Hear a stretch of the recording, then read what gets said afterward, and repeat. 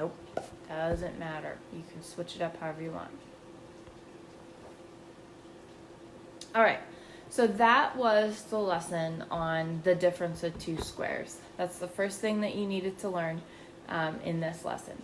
So take a second if you need to, practice a few problems, and then we're going to go into this next part, which is a perfect square trinomial. So these both deal with perfect squares, but this case, it's a trinomial, which means like these all that we did, these are all binomials. They have two terms. These are going to have three, and they're going to look a smidge different. So like if the last ones, the factors were always conjugates, right? Every time the factors were any of these, a plus 7, a minus 7, y plus m, y minus m.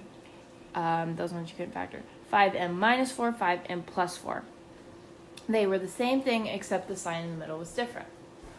Well, let's go back to what we used to do when we were together in school, and we would multiply these. We said, hey, you have to write this out twice. Okay, so be very careful. Remember that. Josh, you remember that? I know you do. Okay, so you have to write it out twice. You have to write this out twice and then FOIL it, and it becomes x squared plus 3x plus 3x plus 9. Now, do those middle terms cancel? No, they are the same thing. They're not opposites, they're the exact same. They have the same sign. So then you end up adding them together. This is something that, this has a pattern to it. You could make up any problem, x plus 4 squared, x plus 7 squared, x plus 9 squared. And if you multiplied those out, you would always get something that looks like this. I'm going to see if you can notice the pattern.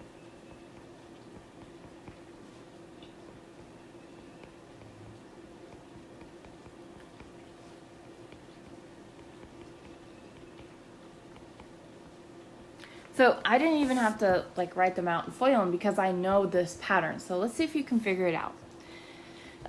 We know that if you were to write this out twice, I'm going to change my color. If you were to write this out twice, you'd have x plus 4 and x plus 4. So we're not surprised that the first term is x squared, right? We also know that you're going to do 4 times 4 and get 16. So we shouldn't be surprised that the last number is 16. Just like with this example, x times x gives us x squared, and 3 times 3 gives us 9. So we're not surprised by that. But what do you notice about the middle term? What do you notice about how 6 compares to 3 and 3? What do you notice about how 8 compares to 4? What do you notice about how 14 compares to 7? What do you notice about how 18 is related to 9? Did you come up with that they're all twice that? And that's correct, because if you were to FOIL this out, think about this logically. You have x squared plus 4x plus 4x plus 16. You've got 2 of them, so double of them, right? What's 4 plus 4? 8.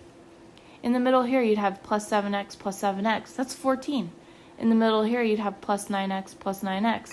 That's 18. So this is all the common thing. The thing we can look at with this pattern is, oh, the middle is just double it.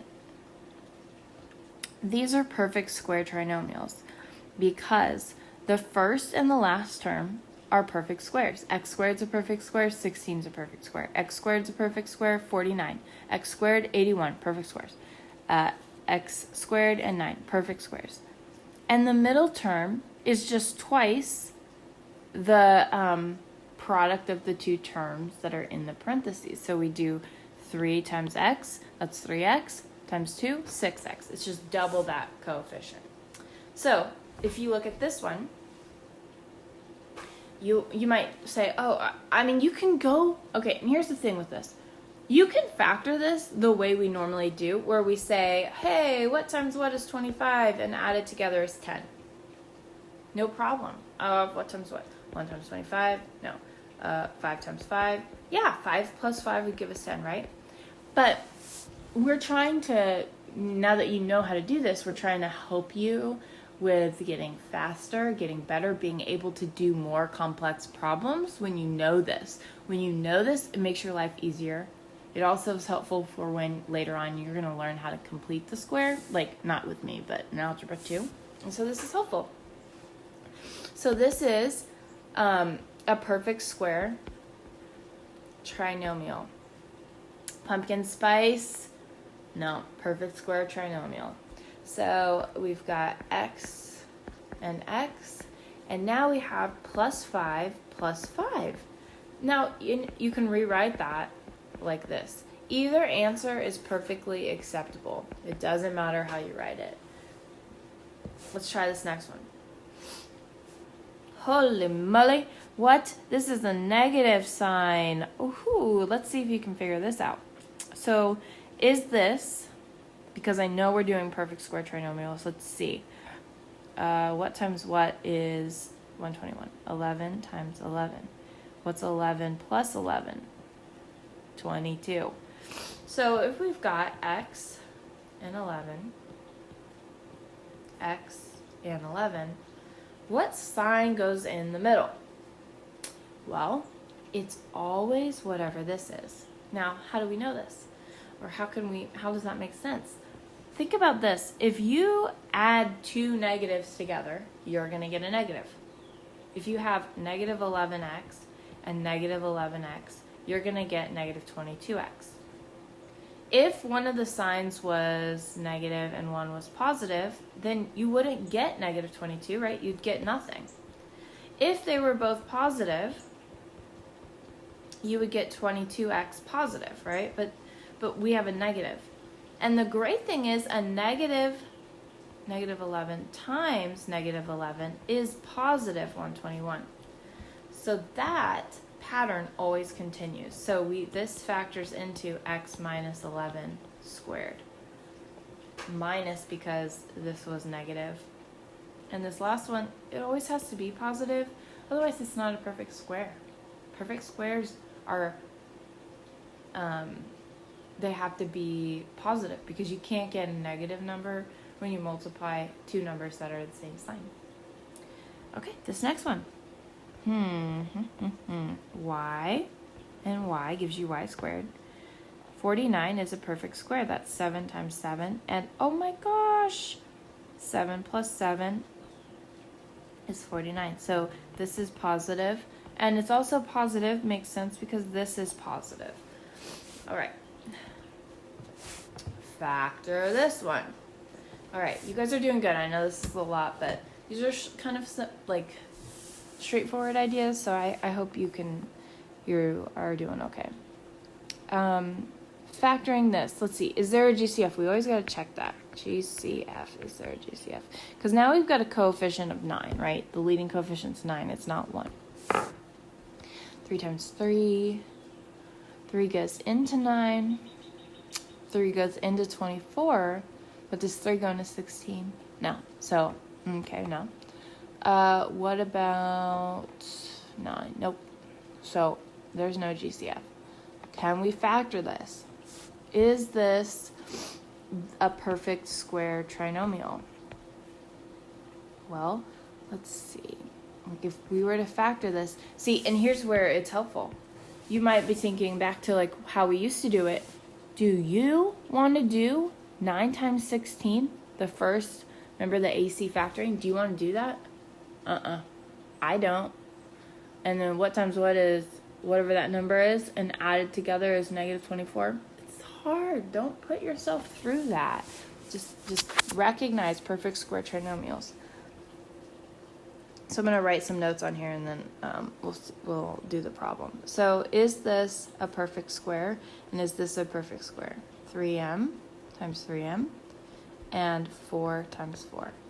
So so yes, the answer is yes. Those first two are perfect squares. But then remember the middle has to be like double whatever that product of these two is. So what's 3m times 4? 3m times 4 is 12m. What's double that? 24. Is that the middle term? Yes. All right, so what does this factor into? 3m minus, why is it a minus? Because of this. 4 squared. And of course you can write it 3m minus 4 times 3m minus 4. If you want proof, let's do it. 9m squared minus 12m minus 12m plus 16. 9m squared minus 24m plus 16. And there you go. That was the original problem. So these are perfect, or that one was a perfect square trinomial. Is this one a perfect square trinomial? And is there a GCF? 5 doesn't go into 16, though it goes into the first in the middle. It doesn't go into C, the last number 16. So, is this a perfect square? 5y, right, times 5y. Is this a perfect square? Yeah, 4. What's 5y times 4? That would give us 20y. And then what if you double that? Is that the middle term? No, it's not. So guess what, guys? This is not a perfect square trinomial. If it's not a perfect square trinomial, then oh my goodness, you got to do 25 times 16. That's terrible. Like, nobody wants to do that. And then what times what is that number? And add it together is 20.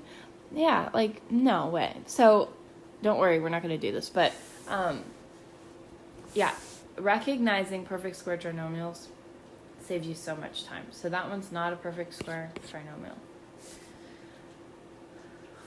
Here we go. Let's try these. So these are a little bit more straightforward. Well, this starts off more straightforward. So we're just going to practice. Let's see. We got a trinomial. I'm recognizing this and this as being perfect squares. 9 times 9. What's 9 plus 9? 18. So t and t, 9 and 9.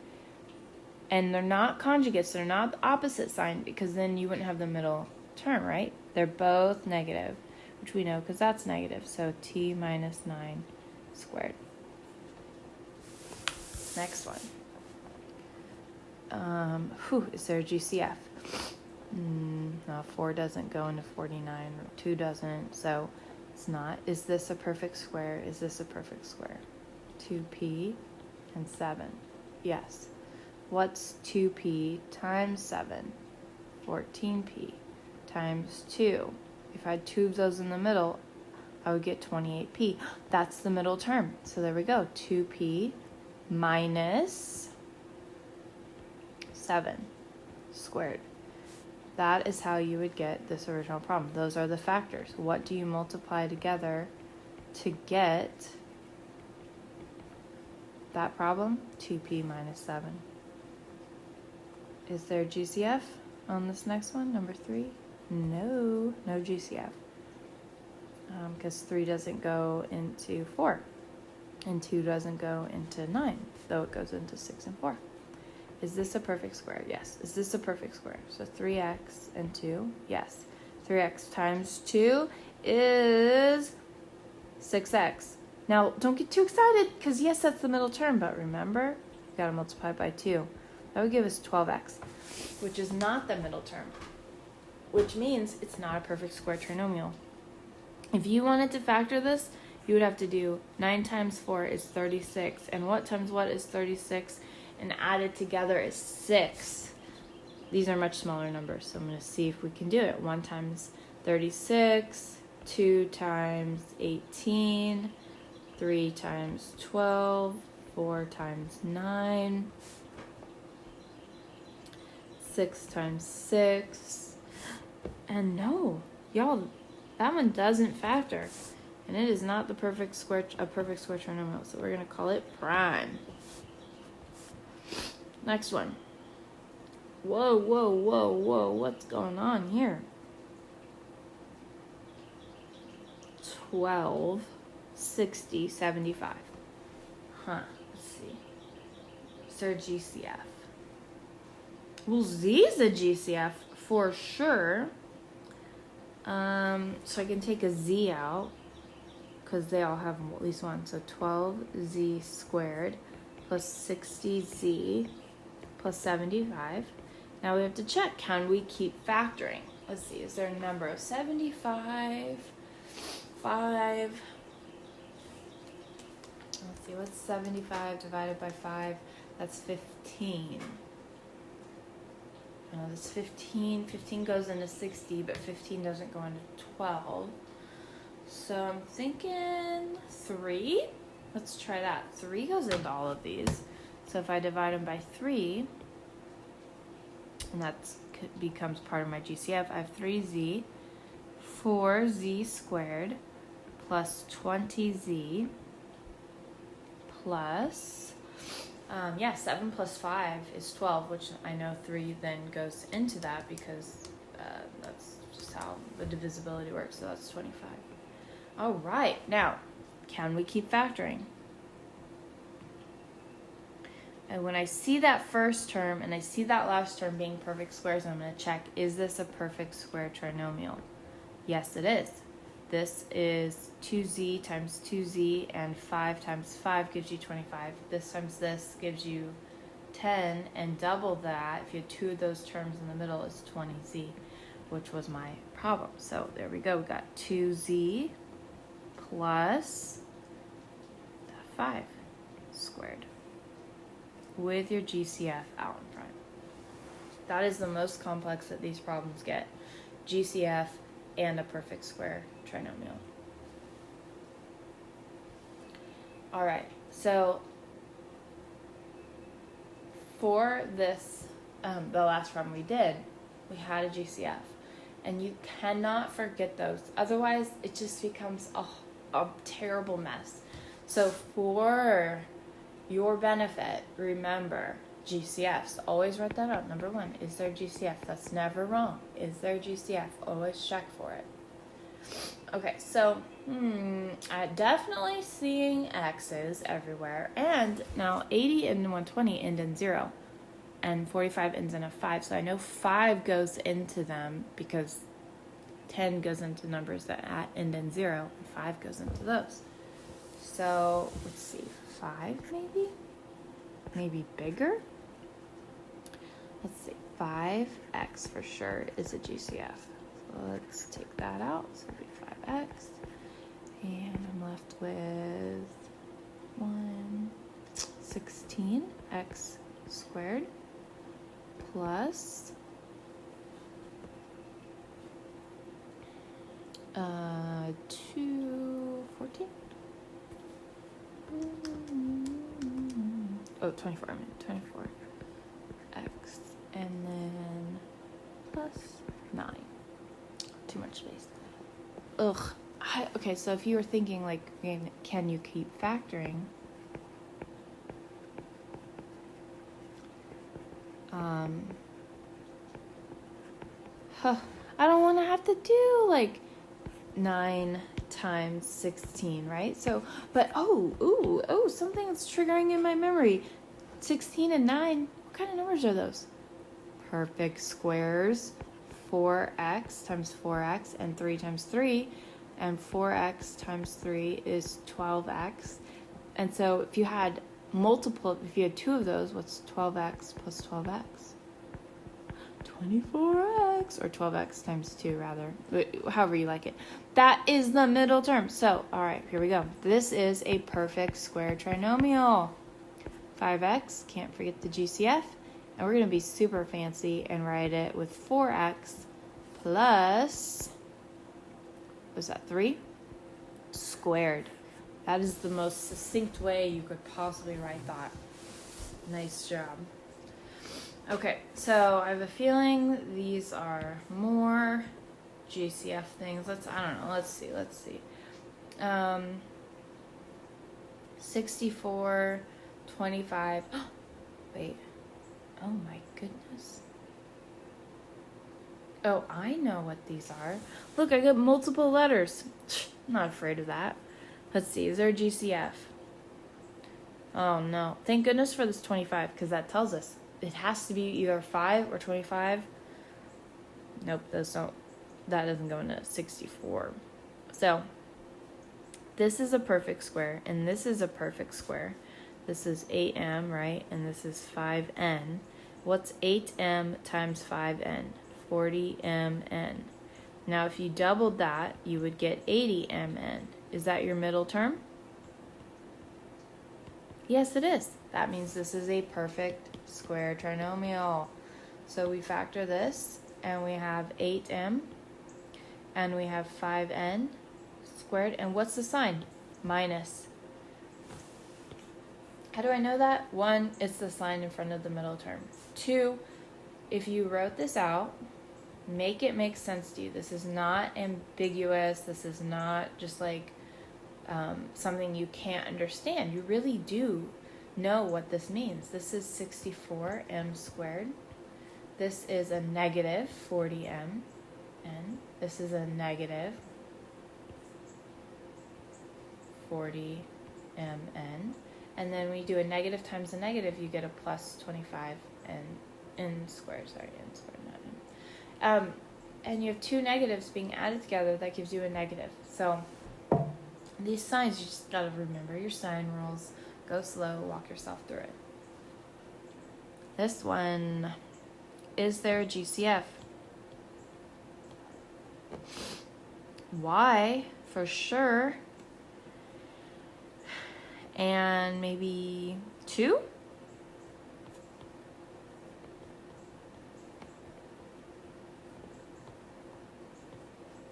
So we have 4x squared plus 20x plus 25. Okay. Oh, I don't want to have to multiply 4 times 25, but oh yeah, this is a perfect square, and that's a perfect square. So it's at 2x, and that one, last one's 5, and if you multiply that, you get 10x. And if you add 2 of them, would you get the middle term? Yes. So this is a perfect square trinomial. So this factors into 2y, the GCF, 2x plus 5 squared, which is 2y times 2x plus 5 times 2x plus 5. And if you want to, you can FOIL that out to see if you get it right. Good job, guys. Okay, so what we have here are 8 examples. 1, 2, 3, 4, 5, 6, 7, 8. So what I want you to do is do these and then come back to Zoom, and we are going to check your answers for all 8. So you must complete this before you come back. All right, I'll see you in a minute.